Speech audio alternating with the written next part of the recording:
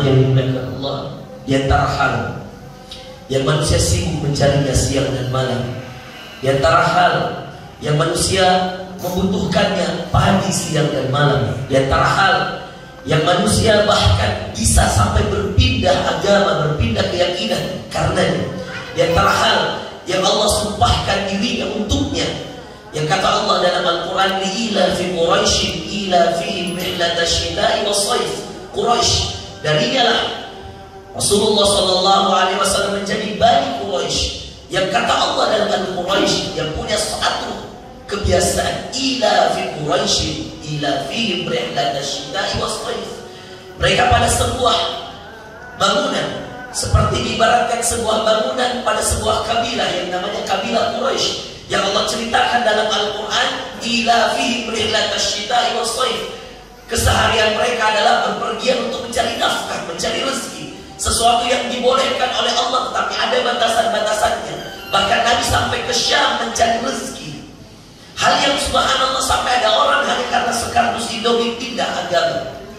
Lagi-lagi tentang rezeki, makanya Allah sampai bersumpah, ila fihim rihlatasyita'i was-sayf falyabudu rabb hadzal bait. Hendaklah mereka menyembah Allah ketika cari rezeki, sembah Allah. Alladzi at'amahum min ju', karena kata Allah yang memberi makan itu hanya Allah. Wa amanahum min khauf, dan yang memberi ketenangan dari rasa takut itu hanya Allah. Saudaraku, ada dua sifat yang disebutkan dalam Al-Quraisy yang saya yakin Anda semua hafal, bahkan Anda pakai dalam sholat. Mengertikah kita bahwa di situ ada pelajaran yang luar biasa?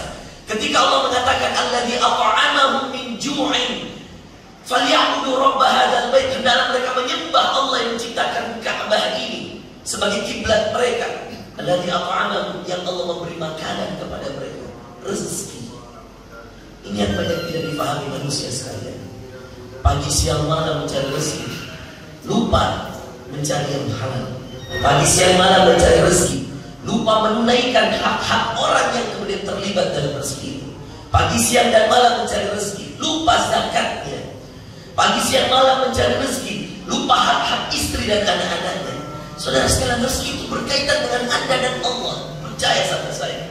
Maka ketika Anda sudah takut bahwa rezeki didatangi dari Allah, Anda sudah tahu bahwa rezeki ini ada hak-hak orang yang lain, hak yang bekerja ada, hak orang miskin yang kemudian walaupun dia tidak bekerja juga ada. Itulah kenapa diwajibkan zakat, saudara sekalian. Mirisnya, sedihnya, hari ini orang lebih takut tidak bayar pajak karena takut didatangi pajak, takut usahanya ditutup, takut perusahaannya ditutup, daripada dia takut membayar zakat. Saudara yang dimuliakan Allah, ada lima hal berkaitan dengan rezeki yang harus Anda ketahui, yang kalau Anda amalkan, saya jamin rezekimu berkah, saya jamin rezekimu lancar. Karena ayat yang kita akan bacakan dan hadis yang akan kita sampaikan sudah jelas, saudara sekalian, semua berkaitan dengan Allah. Ayat pertama ada dalam surah Adz-Dzariyat, saudara yang dimuliakan Allah. Hal yang paling pertama yang harus Anda waspadai tentang rezeki adalah keyakinan. Berhenti, saudara sekalian, untuk berkeyakinan bahwa rezekiku ada di tangan bosku, rezekiku ada di tangan perusahaanku, rezekiku ada di tangan manajerku. Tidak ada, saudara sekalian. Keyakinan ini yang paling banyak menyesatkan manusia tentang rezeki. Maka mereka takut sama bosnya, takut sama aturan perusahaannya. Aturan perusahaan tidak boleh ada jam sholat, maka dia tidak sholat. Dia tidak takut sama Tuhannya. Dia takut sama kepala yang memimpin pertanian, bosnya di sawah, maka tidak boleh ada yang kemudian sholat zuhur. Maka tidak ada yang sholat zuhur, saudara sekalian, hanya karena takut sama bosnya. Berhenti bekerja, saudara sekalian, dengan sumber keyakinan yang seperti itu tentang rezeki. Keluar, maka Allah akan pilihkan rezeki yang baik untuk. Karena berkeyakinan bahwa rezekiku di tangan manusia adalah sama dengan mengatakan Allah tidak mampu kasih saya rezeki. Sama dengan meremehkan Allah. Seakan-akan kita khawatir kalau kemudian kita tidak bekerja di perusahaan itu, di bos itu, kita nggak punya rezeki, pada rezeki Allah luas. Ini Adz-Dzariyat, ayat Allah Subhanahu wa taala mengatakan innallaha huwa razzaqu dzul quwwatil matin. Hanya Allah yang Maha memberi kita hanya Allah. Yang kedua saudara sekalian, berkaitan dengan rezeki. Selain tentang keyakinan, tentang sumber penghasilan. Anda bekerja di mana? Sumbernya pastikan saudara sekalian. Bagaimana mungkin Anda mau mengisi sebuah ember dengan air bersih kalau Anda ambil airnya diselopkan? Bersih airnya? Tidak akan. Bagaimana mungkin mau memberikan anak cucu kita, istri kita, makanan yang halal kalau ngambilnya dari tempat riba? Keluar saudara sekalian. Banyak tempat-tempat syariah di luar sana. Anda yang bekerja di bank konvensional, resign, pindah ke bank syariah. Anda yang kemudian masih bergantung sama hal-hal yang ribawi, berhenti. Allah ajak perang orang-orang yang pakai riba, saudara. Berhenti. Allah mengajak perang bersama Rasulnya orang yang menggunakan riba. Bahkan ada dalam sebuah hadis, walaupun hadisnya tidak sampai pada derajat sahih, kata Nabi SAW, minimal menzinahi bukan diri sendiri. Alhamdulillah. Apa Anda takut? Riba itu saudara sekalian tambahan dari setiap akad transaksi yang tidak jelas, yang tidak syar'i. Bahkan utang piutang yang semestinya tidak boleh ada lebih 1 rupiah pun itu dibungakan saudara sekalian. Saya punya jamaah di Bukit Baru di Makassar, beli rumah tahun 2003, harga rumah 600 juta, 2023 baru lunas. 2003, 20 tahun saudara sekalian. 2020 ketika Covid dia datang, Ustaz, sudah 17 tahun saya bayar rumah, yang lunas baru pokok, yang lunas baru bunganya, pokoknya belum Ustaz. Coba bayar, bunga 17 tahun dibayar. Kalau di total pembayaran dia saudara sekalian sudah 3M. Kejamnya riba. Inilah keadaan saudara sekalian. Ada yang kemudian ambil motor riba, bekerja jadi ojek siang dan malam, lalu datang ke saya mengatakan, Ustaz, saya ojek online, saya ngambil motor ini riba. Lalu dia katakan sama saya, kenapa rezeki saya tidak pernah bayar Ustaz? Setiap kali nyari Selasa banyak yang masuk, tapi ketika kasih istri kasih anak selalu kurang Ustaz. Saya katakan karena motor yang kau pakai cari rezeki riba. Cobalah kalau kamu baik-baik cari motornya, kumpul uang pelan-pelan, belilah motor-motor bekas dulu, bikin akad kesepakatan utang piutang jauh lebih baik. Pinjam uangnya 12 juta, belikan motor, minta waktu kembalikan 12 juta, walau dicicil, gak boleh ada lebih. Itulah riba kalau ada lebihnya. Karena utang piutang gak boleh lebih saudara sekalian. Berbeda dengan akad bagi hasil. Saya katakan ketika kamu punya investor, punya kenalan, punya om, katakan sama om kamu, om belikan saya motor om. Setiap penghasilan saya kita bagi 2. Ini syar'i. Om mau belikan 12 juta, kamu pakai setiap kali bulan, misalkan kamu dapat 1 juta 500.000 untuk om, 500.000 sampai lunas. Ini syar'i. Setelah beberapa tahun kamu punya motor, ommu sudah punya uangnya kembali dan bagi hasilnya kembali. Ini yang dinamakan bagi hasil mudharabah. Murabah. Teman-teman, banyak sumber yang halal. Jangan cari yang haram, karena gak akan pernah berkah. Pakai logika tadi. Bagaimana mungkin saya mau mengisi ember dengan air bersih kalau ngambil sumbernya dari selokan? Hal ketiga tentang rezeki saudara sekalian yang perlu kita ketahui. Selain yang pertama tentang keyakinan bahwa yang memberi rezeki hanya Allah. Jangan takut sama manusia saudara sekalian. Jangan takut sama perusahaan. Jangan takut sama sebuah komoditas. Jangan takut sama sebuah CV. Jangan takut sama sebuah PT. Jangan saudara sekalian. Kita beriman dengan keyakinan kita bahwa yang memberi rezeki hanya Allah. Makanya perbaiki sumbernya. Karena Allah Subhanahu wa taala mengatakan dalam poin yang kedua tadi, sebagaimana firman-Nya dalam surah Al-Baqarah, wa ahallallahu al-bay', Allah halalkan jual beli, wa harrama riba, dan Allah haramkan riba. Sumber, perbaiki sumbernya. Cari usaha-usaha yang halal. Ada anak muda sekarang terlibat dalam usaha kripto, saham tidak jelas. Jual beli kripto, ambil uang mamanya 5 juta. Ini banyak terjadi saudara sekalian. Saya tahu karena saya berhadapan dengan anak muda banyak sekali. ambil uang 5 juta. Katanya setelah dimasukkan ke dunia metaverse, dalam dunia kripto, saham itu akan naik, nanti akan terjadi jual beli. Cukup pakai handphone mengontrolnya. Dengan handphone, saham yang tadi 5 juta itu akan naik menjadi 15 juta setelah 1 tahun, menjadi 30 juta setelah 2 tahun. Apa yang terjadi saudara sekalian? Setelah setahun dicari 5 juta aja sudah hilang. Itulah anak muda sekarang. Mau yang instan, tidak mau bekerja. Uang mamahnya diambil, uang bapaknya diambil untuk investasi saham, reksadana, kripto, dan seterusnya. Hati-hati saudara sekalian. Itu haram. Karena membuat Anda tidak bekerja. Maka poin ketiga saudara sekalian tentang rezeki, ikhtiar. Usaha. Makanya Nabi mengatakan, "Lau tawakkaltum 'ala Allah." Kata Nabi, kamu mau belajar rezeki, Bapak Ibu dengarkan.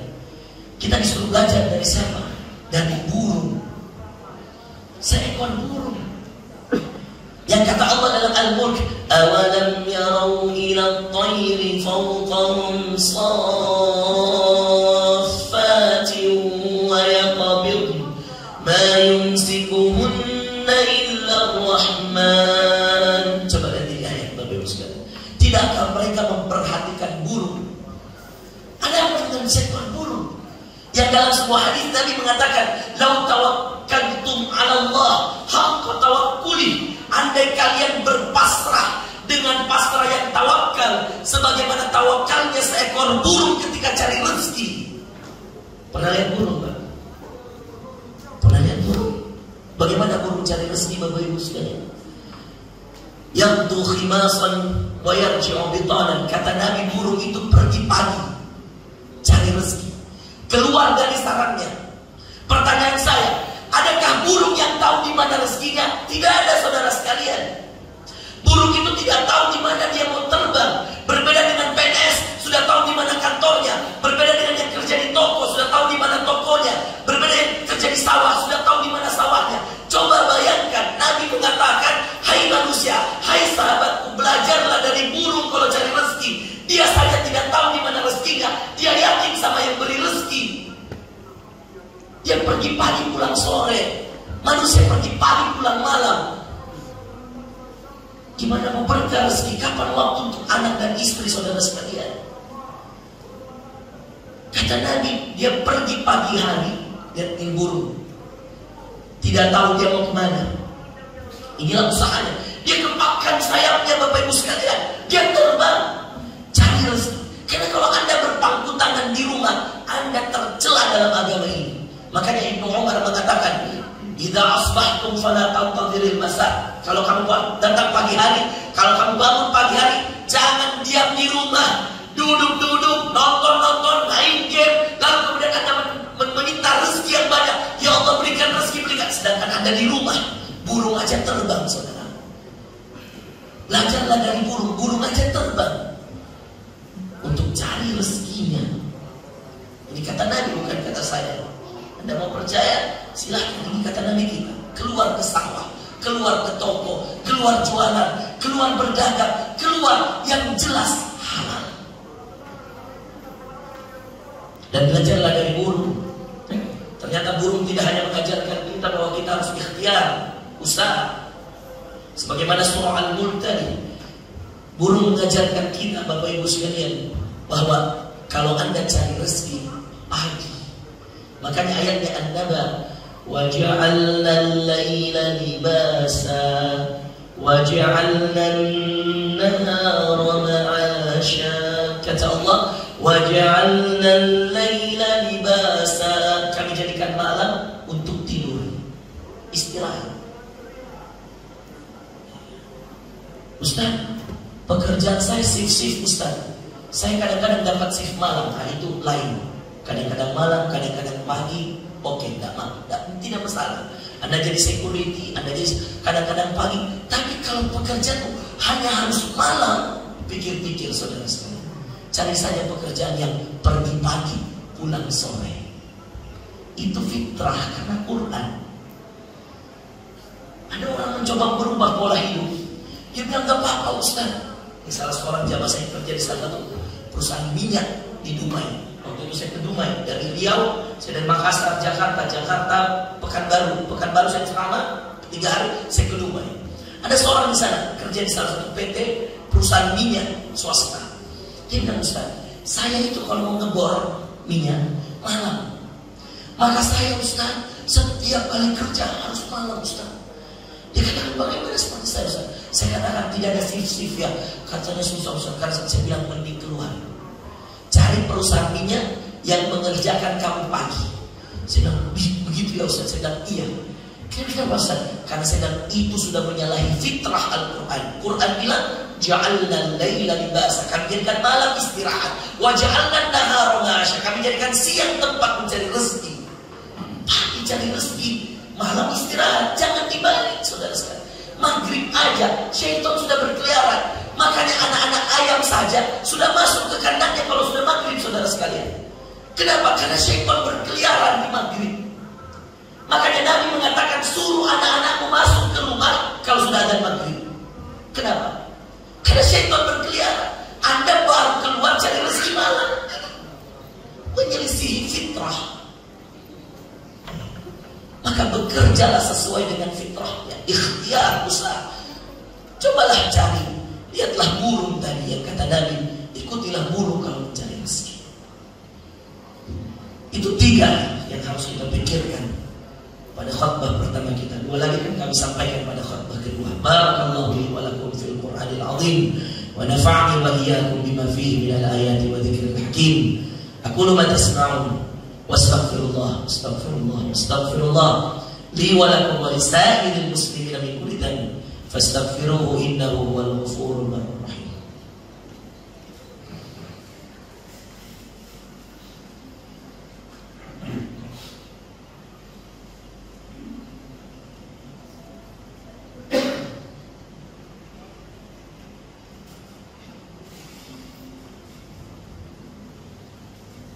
Alhamdulillahi wahdah, wassalatu wassalamu ala man la nabiyya ba'da. Amma ba'd. Lalu hal yang keempat yang harus diperhatikan adalah tentang hukuk wal wajibat.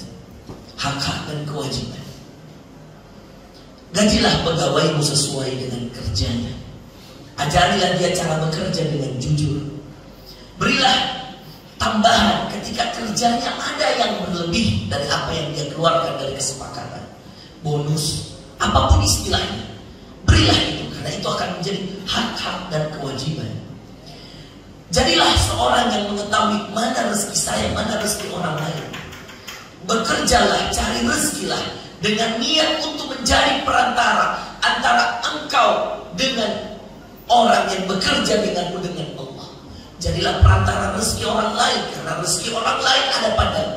Semangatlah mencari rezeki dengan memikirkan banyak pegawai saya, maka akan banyak rezeki. Orang yang bekerja mencari rezeki untuk rezekinya orang lain, maka akan dilipat gandakan kemudahannya oleh Allah daripada dia mencari rezeki hanya untuk dirinya. Saya ulang, dengarkan. Seorang manusia yang bekerja untuk mencari rezeki bagi banyak orang, untuk orang lain, akan diberikan kemudahan yang berlipat oleh Allah dibandingkan dia bekerja untuk mencari rezeki hanya untuk dirinya sendiri. Saya punya banyak pegawai, maka ketika saya cari nafkah, saya katakan, saya harus kuat cari nafkah, saya harus kuat cari rezeki. Karena siapa yang gaji pegawai saya di butik, siapa yang gaji pegawai saya di travel umroh saya, siapa yang gaji pegawai saya di sekolah saya, siapa yang gaji ustadz saya harus kuat cari nafkah. Karena banyak orang yang saya tanggung bersih. Dan ketika kita mentransfer gaji, akan ada kebahagiaan di dalam hati. Itulah ciri rezeki berkah. Ketika bulan datang gajian, bukan yang menjadi orang yang sumpah hatinya, sempit hatinya. Justru sebaliknya, setiap kali datang gajian, walaupun penghasilanmu sedikit, bagikan kepada mereka, berikan hak-hak mereka. Maka di antara tanda rezeki berkah, ada kebahagiaan ketika engkau menjadi perantara rezeki orang lain yang datang dari Allah Azza wa Jalla. Ini yang dinamakan hak-hak dan kewajiban. Diatur saudara sekalian. Bahkan dalam hadis Nabi SAW, berikanlah upahnya para buruh-buruh itu, pekerja-pekerja itu. Nabi menyinggung para pekerja sebelum menetes keringatnya. Ini perusahaan banyak nunggak 3 bulan, 4 bulan. Yang saya miris di Makassar, di Jakarta, teman-teman. Kasihan teman-teman saya kontraktor, kasihan teman-teman saya pemenang tender. Sudah 1 tahun perusahaan-perusahaan negara belum membayarnya. Sudah 2 tahun, sudah 3 tahun. Bahkan ada yang paling parah kemarin, dia katakan, Ustaz, saya sudah 5 tahun, pekerjaan sudah selesai, saya belum dibayar. Saya bilang, kok bisa? Karena begitu, Ustaz. Kalau perusahaan negara itu, kita harus modali dulu. Setelah dimodali, Ustaz, nanti kita tagih. Pasti tagihnya susah sekali, Ustaz. Sedih saya. Makanya di antara hal yang selalu saya tekankan kalau saya ceramah depan bupati, depan wali kota, depan gubernur, bahkan kemarin saya depan di kementerian saya ceramah, saya selalu sampaikan, hati-hati Pak. Kalau Anda kasih tender orang, selesai pekerjaan, selesai gajinya. Jangan sampai Anda zalim sama perusahaan-perusahaan yang mengerjakan tender-tender di kementerian, tender-tender di kabupaten kota. Inilah hak-hak dan kewajiban. Dan yang terakhir, saudara, yang berkaitan dengan rezeki, berkaitan dengan doamu kepada Allah. Doa kita kepada Allah akan sangat berkaitan dengan amal soleh kita. Amal soleh yang paling cepat mendatangkan rezeki 5. Saya sebutkan saja secara singkat, kan kalau saya jelaskan kita bisa sampai sholat asar di sini. 5 yang paling cepat mendatangkan rezeki Bapak Ibu sekalian. 1, bakti sama orang tua. Ayatnya Al-Isra ayat 23. Ditambah dengan hadis-hadis yang sahih dari riwayat Bukhari dan Muslim banyak. Amalan yang kedua, bersedekah kepada fakir miskin. Amalan yang ketiga, mengasuh anak yatim. Hadisnya sahih Bukhari dan Muslim. Amalan yang keempat, sholat duha. Dan amalan yang kelima, tahajud. Amalkan 5 ini, rezekimu lancar. Percaya sama saya. Ini kalau 5 ditambah dengan 1 tambahan, yaitu mengaji 5 plus 1 seperti rukun Islam dan tambahan 1 rukun iman. Jadi rukun iman kalau jadi 6. Maka subhanallah, ini yang dikategorikan sempurna. Maka jaga bacaan Quran, mengajilah. Kalau 5 kita sudah amalkan, bakti sama orang tua kita sudah amalkan, bersedekah, mengasuh anak yatim, sholat duha sudah jalan, sholat tahajud sudah jalan, ditambah mengaji, habis subuh saja. Kalau Anda tidak bisa siang malam sibuk, habis subuh, tidak usah banyak, 1 juz, tidak mampu Ustaz, setengah juz, tidak mampu, 2 halaman, rutinkan, percaya sama saya. Banyak yang berubah dari rezekimu, percaya sama saya. Kalau nggak percaya ambil WA saya, kalau tidak berubah, saya tanggung jawab.